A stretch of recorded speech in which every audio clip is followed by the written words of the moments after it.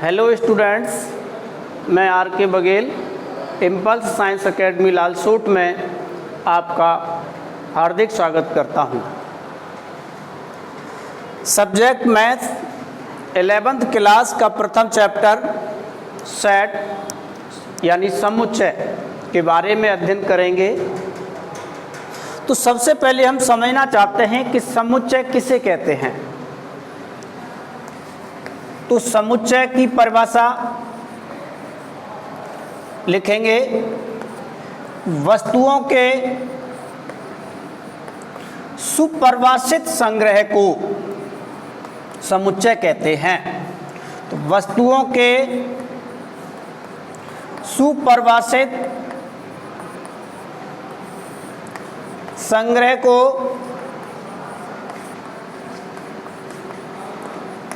समुच्चय कहते हैं। समुच्चय को अंग्रेजी वर्णमाला के बड़े अक्षर से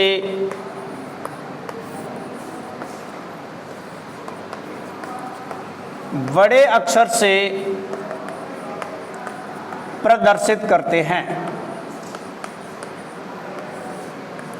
जैसे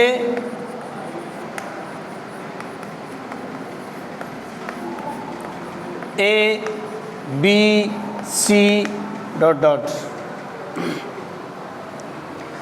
इन वस्तुओं को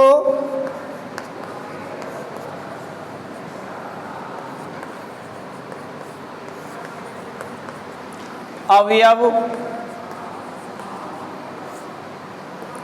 तत्व या सदस्य कहते हैं।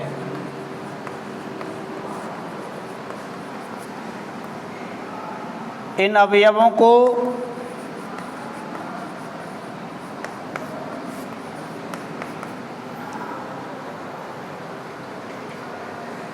मजला कोष्ठक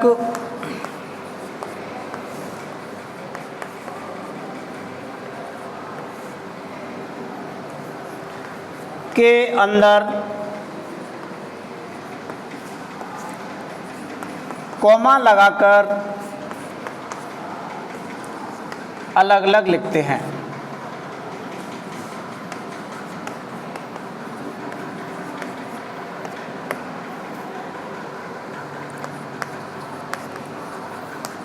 हैं। तो वस्तुओं के सुपरिभाषित संग्रह का मतलब होगा ऐसे कथन जिनकी परिभाषा स्पष्ट हो।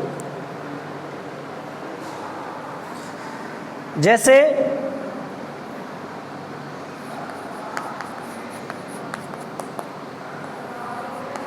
अंग्रेजी वर्णमाला के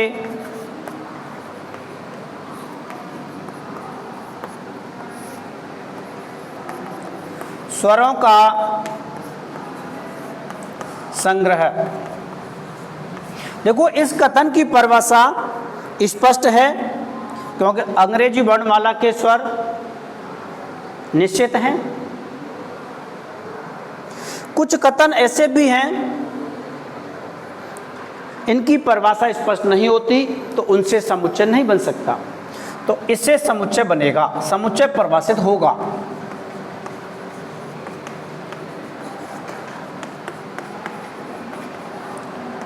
समुच्चय परिभाषित होगा।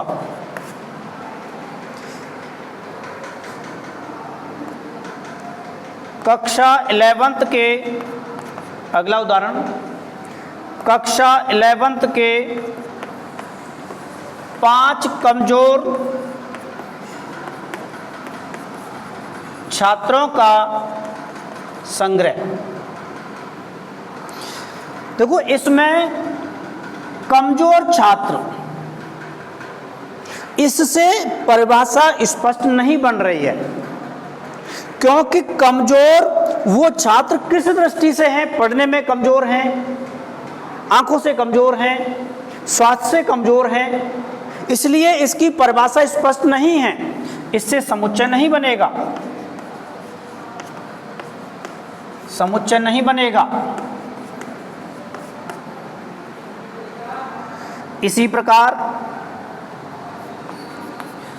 विश्व के सर्वश्रेष्ठ 20 बल्लेबाजों का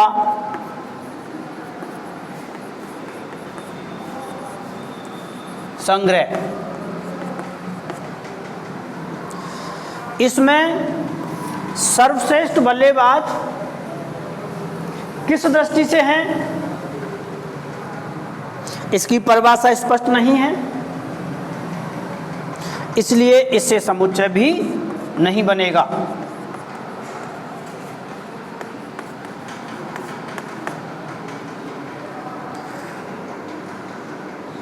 विश्व के सुप्रसिद्ध लेखकों का संग्रह। सुप्रसिद्ध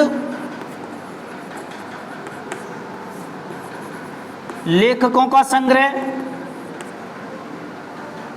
इसमें सुप्रसिद्ध लेखक किस दृष्टि से हैं, इस शब्द की परिभाषा स्पष्ट नहीं है, इससे समुच्चय नहीं बनेगा।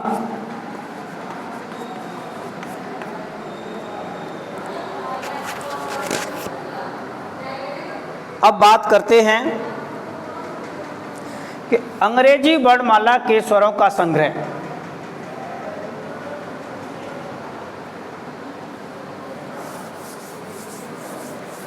इससे समुच्चय बनेगा और समुच्चय को हम दो विधियों के द्वारा लिख सकते हैं। यानी समुच्चय के लिखने की दो विधियां हैं।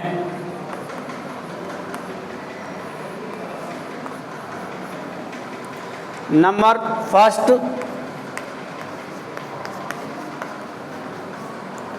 रोस्टर विधि या तालिका रूप या सारणीबद्ध विधि।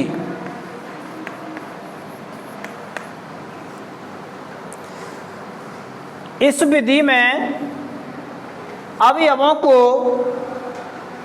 अलग अलग करके कॉमा लगाकर लिखा जाता है। जैसे अंग्रेजी वर्णमाला के स्वरों का संग्रह, इस समुच्चय का नाम ए रख लिया, कैपिटल लेटर से प्रदर्शित करेंगे समुच्चय के नाम को।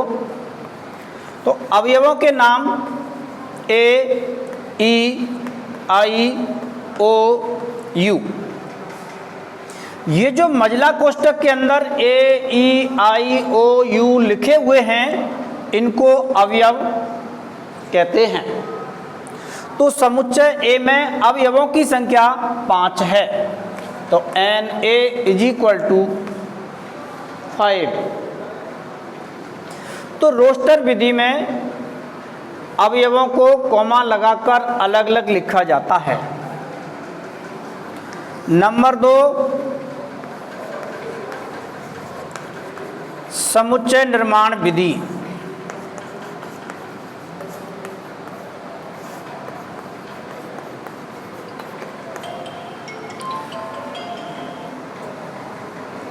या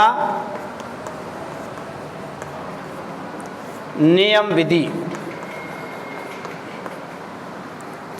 समुच्चय निर्माण विधि में अवयवों को उनके गुण धर्मों के आधार पर लिखते हैं। इसी उदाहरण को देखो, समुच्चय का नाम ए इज इक्वल टू मजला कोष्ठक, इसके अंदर मान लिया कोई अवयव x है,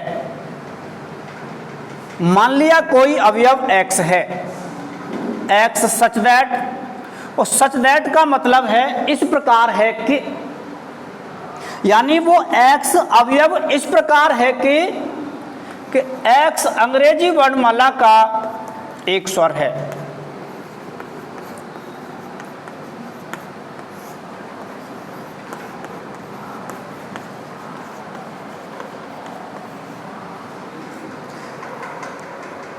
इन अवयवों को इनके गुणधर्मों के आधार पर इस प्रकार लिख सकते हैं। अगला उदाहरण लेते हैं।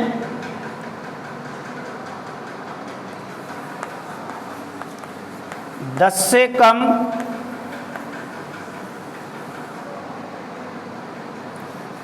समप्राकृत संख्याओं का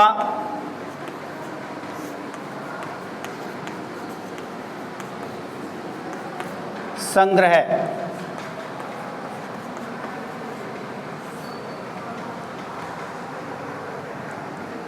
इस कथन को हम दोनों विधियों के द्वारा लिखना चाहते हैं। रोस्टर विधि के रूप में समुच्चय को लिखेंगे, समुच्चय का नाम b रख लेते हैं।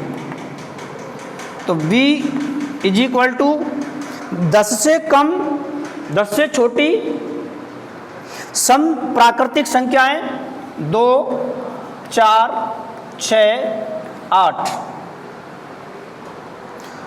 और समुच्चय B में अवयवों की संख्या 4 है।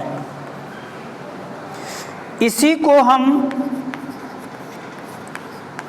समुच्चय निर्माण विधि में लिखेंगे। समुच्चय B is equal to x such that, such that का मतलब इस प्रकार है कि, यानी समुच्चय B का अवयव x है, माना है x, समुच्चय B का माना अवयव x है। सच दैट यानी x इस प्रकार है कि x 10 से छोटी समप्राकृत संख्या है।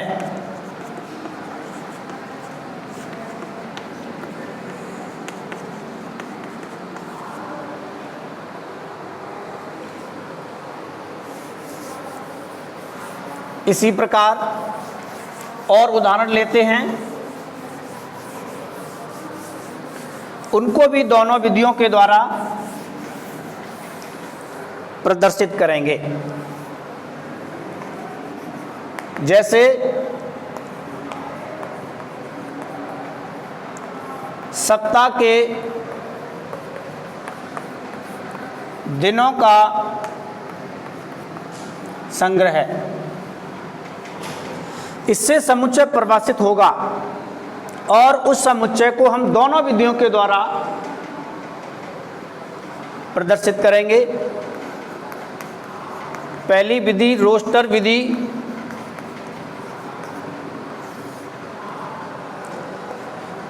समुच्चय का नाम C रख लेते हैं। तो C नाम तो कुछ भी रख सकते हैं, पद कैपिटल लेटर होना चाहिए। C इज इक्वल टू मझला कोष्ठक के अंदर अवयवों के नाम। तो इसमें सप्ताह के दिन रवि, रविवार, सोमवार, मंगलवार, बुधवार, गुरुवार, शुक्रवार, शनिवार। तो समुच्चय C में अवयवों की संख्या 7 है। इसी को हम समुच्चय निर्माण विधि के रूप में भी लिखेंगे।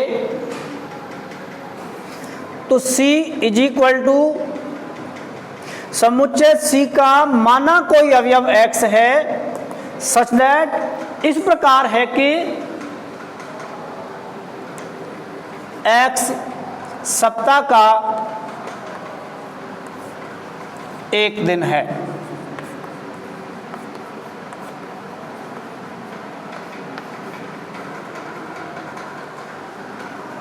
इसी प्रकार और उदाहरण लेते हैं, जैसे मैथमेटिक्स शब्द के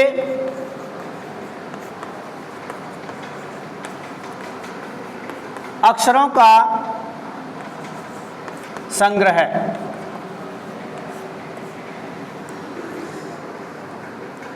इस कथन को हम दोनों विधि, रोस्टर विधि और समुच्चय निर्माण विधि के रूप में लिखेंगे।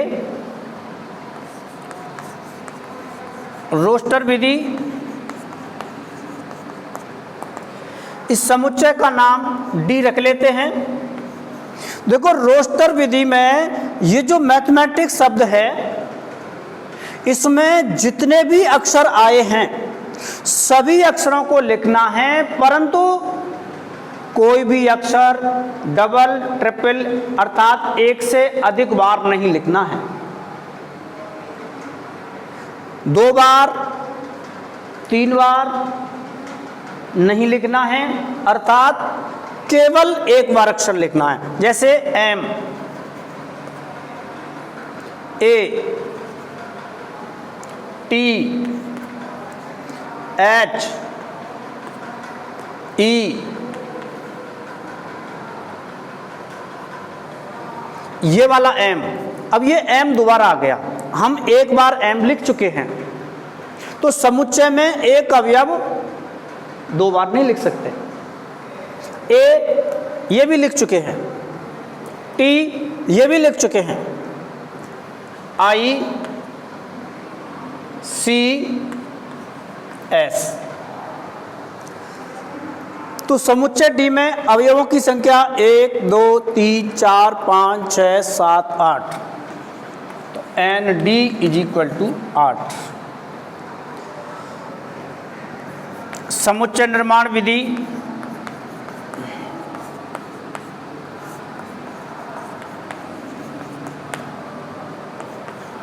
समुच्चय डी का माना कोई अवयव x है। समुच्चय डी का माना कोई अवयव x है। अपन ऐसे भी बोल सकते हैं कि समुच्चय निर्माण विधि में x सच दैट यहां से तो शुरू होगा, ये तो फिक्स है, इतना तो यहां जरूर आएगा। इस x की जगह पर कुछ भी मान सकते हैं, y मान सकते हैं, तो ज्यादातर यूज x ही आता है। तो समुच्चय निर्माण विधि में मान लिया कोई अवयव x है, x इस प्रकार है, सच दैट का मतलब इस प्रकार है कि शब्द x शब्द मैथमेटिक्स का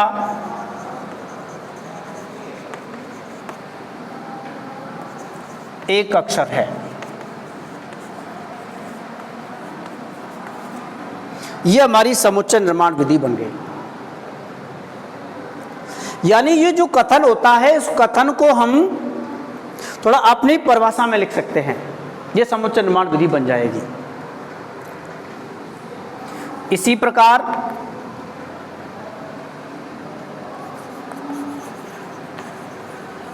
इलाहाबाद शब्द के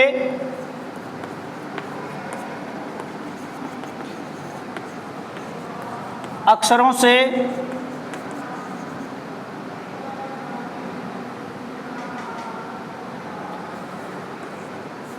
अक्षरों का संग्रह,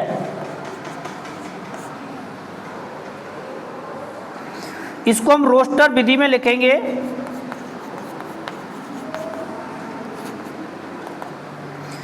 समुच्चय का नाम ई रख लें,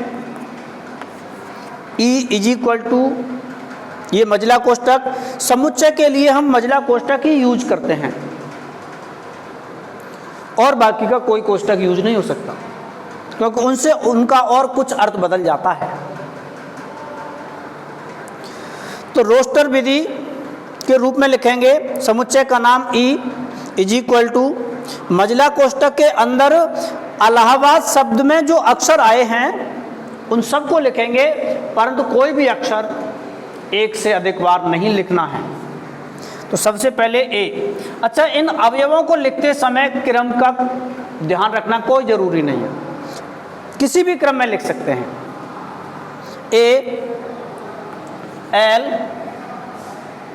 अब ये दूसरा वाला एल है वो नहीं लिखेंगे क्योंकि एल एक बार लिख चुके हैं। ये ए अब नहीं लिखेंगे, ए आ चुका है। एच,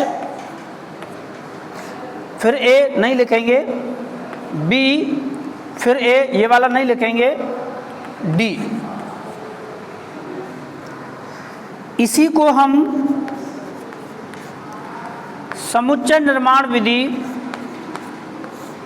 के रूप में लिखना चाहते हैं। E is equal to x such that x शब्द इलाहाबाद का एक अक्षर है।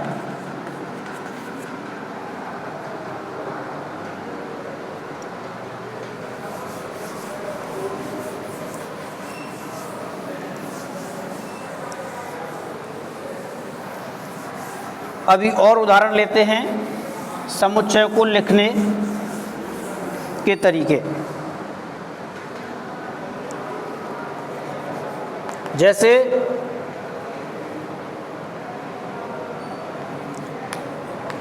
सम प्राकृत संख्याओं का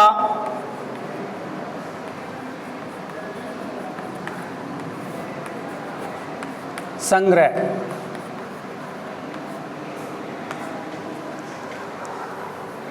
अब इससे हम समुच्चय को दोनों विधियों में लिखेंगे। रोस्टर विधि के रूप में लिखना चाहते हैं। देखो, समुच्चय का नाम एफ रख लें और रोस्टर रूप में सम प्राकृतिक संख्याओं को अलग अलग और कॉमा लगाकर लिखेंगे। तो 2, 4, 6, 8, 10 ... इसमें अंतिम अवयव को प्राप्त नहीं किया जा सकता।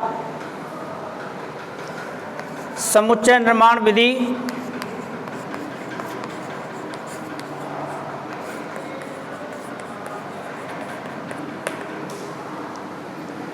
F is equal to x such that x. समुच्चय निर्माण विधि में एक्स सच दैट तक तो यहां जरूर आएगा और इस वाले एक्स को अपनी परिभाषा में शुद्ध करके लिख दो, समुच्चय निर्माण विधि बन जाएगी। तो समुच्चय F का कोई अवयव माना x है और वो x इस प्रकार है कि x एक सम प्राकृत संख्या है।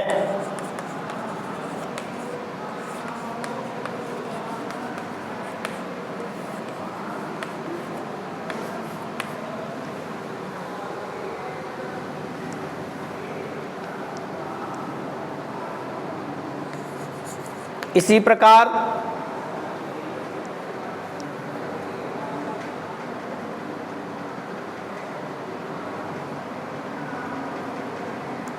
संख्या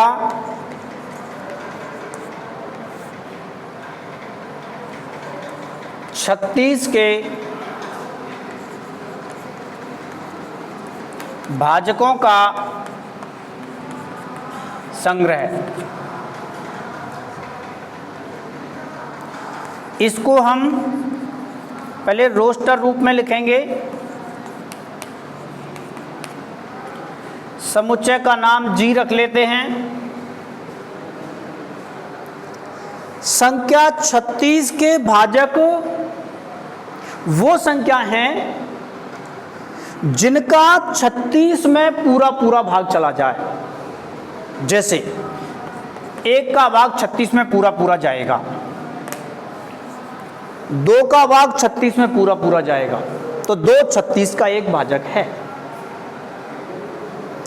3, 4, 6, 9, 12, 18 और 36।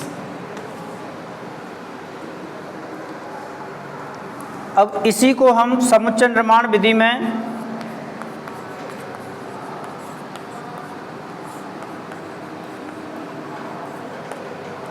लिखना चाहते हैं। समुच्चय जी x सच दैट x संख्या 36 का एक भाजक है।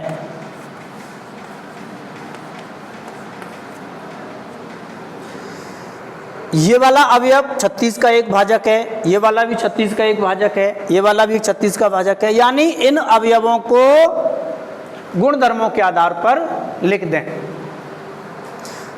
तो हमारी समुच्चय निर्माण विधि बन जाएगी। इसी प्रकार और अगला उदाहरण लेते हैं।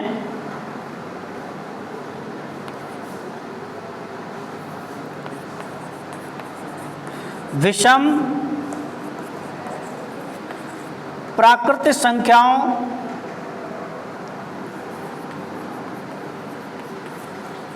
का संग्रह जो 20 से कम है।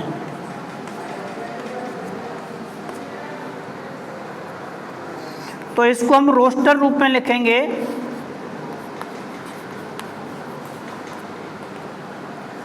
समुच्चय का नाम H रख लेते हैं। विषम प्राकृतिक संख्याएं वो लिखनी हैं जो 20 से छोटी हों। तो विषम संख्या सबसे पहले 1, 3, 5, 7, 9, 11, 13, 15, 17, 19। ये हमारा रोस्टर विधि के रूप में लिख लिया गया है। समुच्चय निर्माण विधि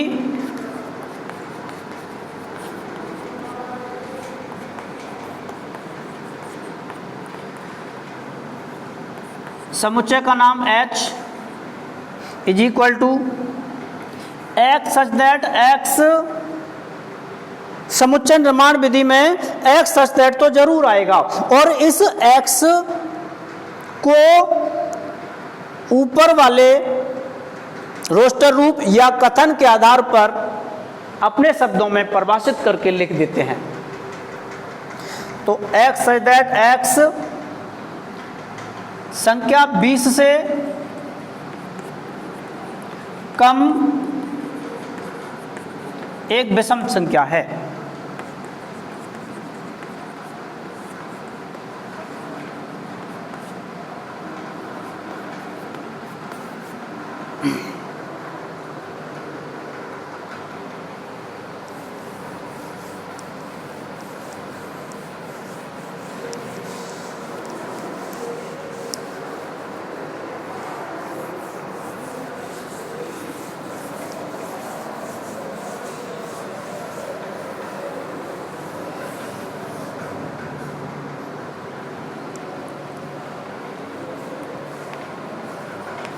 समुच्चयों के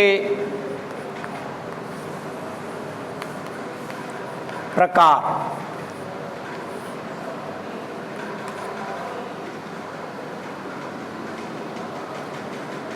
नंबर 1 रिक्त समुच्चय।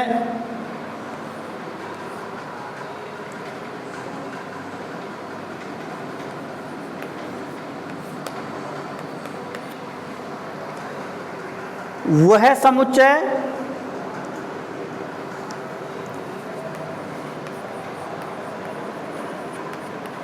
जिसमें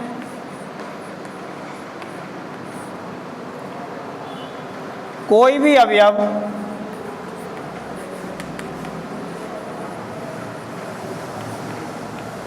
नहीं हो।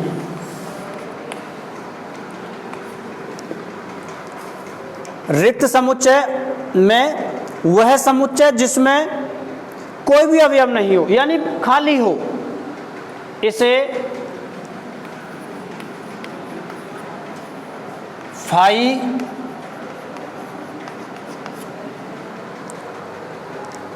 या ये जो समुच्चय का निशान है मझला कोष्ठक, इसके अंदर कोई भी अवयव नहीं होता, ये कोष्ठक खाली होता है,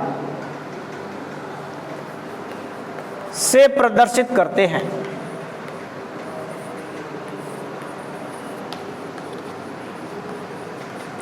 जैसे संख्या 2 और 3 के मध्य प्राकृत संख्याओं का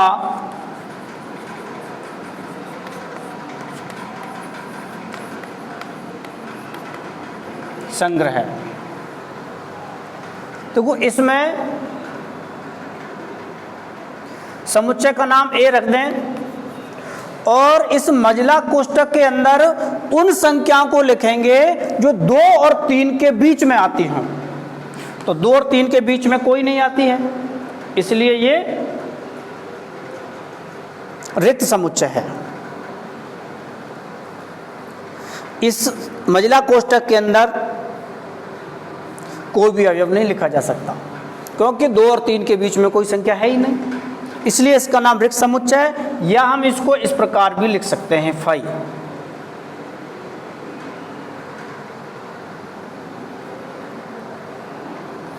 जैसे और उदाहरण लेते हैं,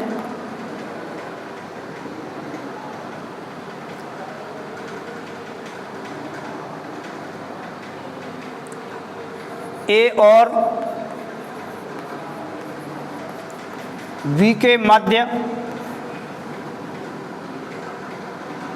अक्षरों का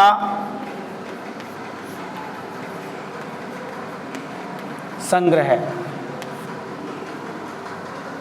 समुच्चय का नाम बी रख लें। तो देखो ए और बी के बीच में कौन कौन से अक्षर आ रहे हैं, उन अक्षरों को इस मझला कोष्ठक के अंदर लिखेंगे और वो ऐसे अक्षर कोई भी नहीं है, इसलिए यह रिक्त समुच्चय है। इसको अपन इस प्रकार भी लिख सकते हैं, रिक्त समुच्चय में अवयवों की संख्या 0 होती है। जैसे n B is equal to 0। भाई इस मझला कोष्ठक के अंदर कितने अवयव हैं? कोई नहीं। कोई नहीं का मतलब 0, अर्थात रिक्त समुच्चय में अवयवों की संख्या 0 होती है। Thank you.